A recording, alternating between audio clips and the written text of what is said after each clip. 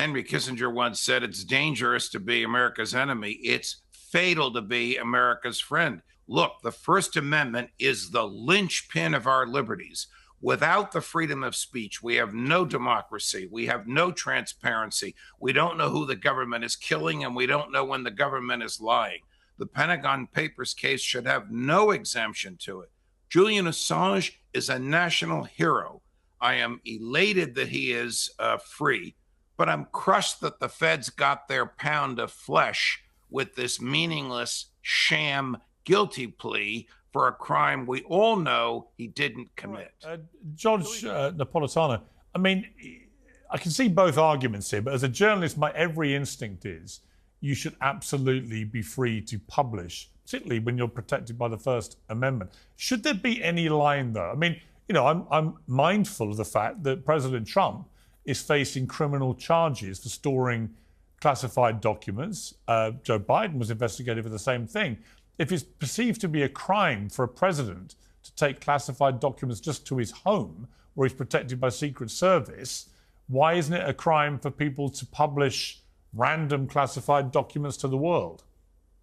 Well, because of the First Amendment, Piers, which not only guarantees the freedom of speech, but according to the Pentagon Papers case, nicely described by my friend Michael, establishes the right of the public to know what the government is doing. But Mike Pence, for example, has slammed it.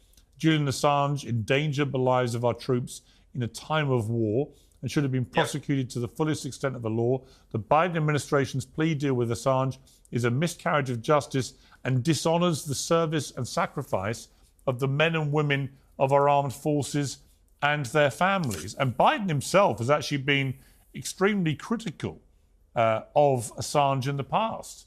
You know, effectively, I think he called him a terrorist at one stage. He called him a high-tech terrorist when he was vice president. And he could have dropped the case in 2021. Instead, tried to extradite him to stand trial in the United States. So, you know, people are flip-flopping around a bit on this. And even on one side or another, there are people disagreeing with each other. What should we make of it all?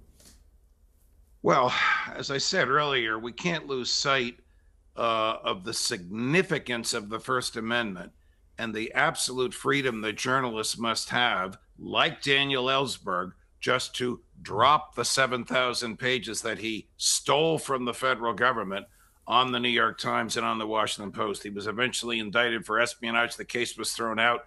We all know the story. The FBI broke into a psychiatrist's office during the trial. The judge was outraged. He threw the case out. Chelsea Manning was prosecuted, pleaded guilty to half, was found guilty to the other half, sentenced to 35 years in jail. President Obama commuted it to time served. Manning was released from jail hours before Trump was inaugurated. Trump told me shortly after January 6th and before January 20th, in one of our final of many conversations, he planned to pardon Edward Snowden and Julian Assange. Someone, probably Bill Barr and Mike Pompeo, talked him out of it. Yeah.